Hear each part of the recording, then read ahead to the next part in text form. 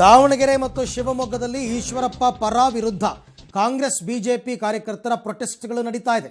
ಒಂದು ಕಡೆ ಕಾಂಗ್ರೆಸ್ನವರು ಇವತ್ತು ಬೆಳಗ್ಗೆಯಿಂದನೂ ಶುರು ಮಾಡಿದ್ದಾರೆ ಹೋರಾಟವನ್ನು.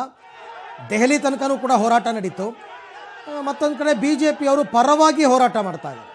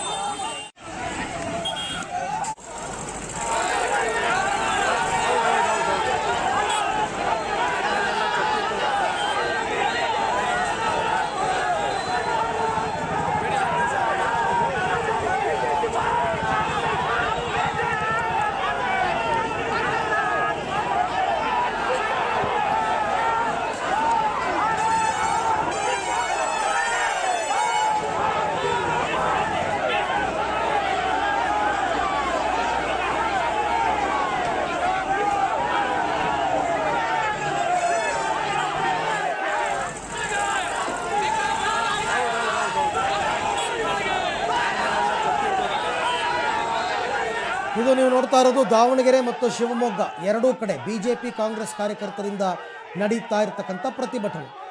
ಒಂದು ಕಡೆ ಬಿಜೆಪಿಯವರು ಈಶ್ವರಪ್ಪನವ್ರು ಯಾಕೆ ರಾಜೀನಾಮೆ ಕೊಡಬೇಕು, ಇವೆಲ್ಲ ಷಡ್ಯಂತ್ರ ಮತ್ತು ಪಿತೂರಿ ಅಂತ ಅವ್ರು ಮಾಡ್ತಾ ಇದ್ದಾರೆ.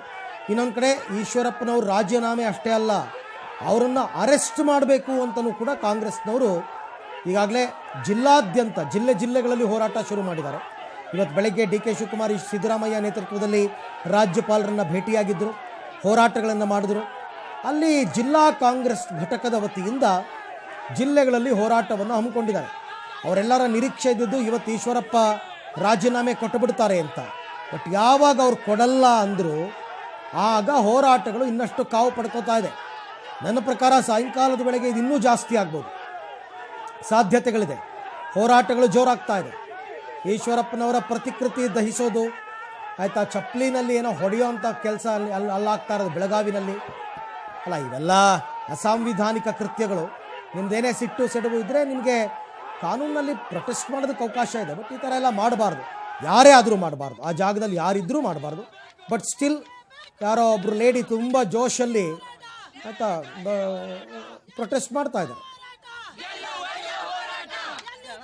ನಾವು ಸತ್ತ ಮನೆಯಲ್ಲಿ ರಾಜಕಾರಣ ಮಾಡುವಂತ ಅನಿವಾರ್ಯತೆ ನಮ್ಮ ಪಕ್ಷಕ್ಕೆ ಬಂದಿಲ್ಲ. ಆದ್ರೆ ಏನು ಅವನು ಡೆತ್ ನೋಟ್ನಲ್ಲಿ ಬರೆದಿದ್ದಾನೆ, ಕರಪ್ಷನ್ ಚಾರ್ಜು 40% ಲಂಚವನ್ನ ಕೇಳ್ತಾ ಇದ್ದಾರೆ ಅಂತ ಹೇಳಿ. ಈಗ ನನಗೆ ಬಂದಿರೋ ಮಾಹಿತಿ ಪ್ರಕಾರ ಈಶ್ವರಪ್ಪ ಅವರ ಮಗ ಮತ್ತು ಇನ್ನೋರ್ವ ಪ್ರಭಾವಿ ಶಾಸಕರು ಆ ಸಂತೋಷ್ ಅವ್ರಿಗೆ ಧಮಕಿಯನ್ನ ಕೊಟ್ಟಿದ್ರು ಅನ್ನುವಂತ ಒಂದು ಮೆಸೇಜ್ ಕೂಡ ಅವರ ಕಡೆಯಿಂದ ಈಗ ನನಗೆ ಬಂದಿದೆ. ಈ ಎಲ್ಲ ಒತ್ತಡಕ್ಕೆ, ಯಾಕಂದ್ರೆ ಇದು ನಾನು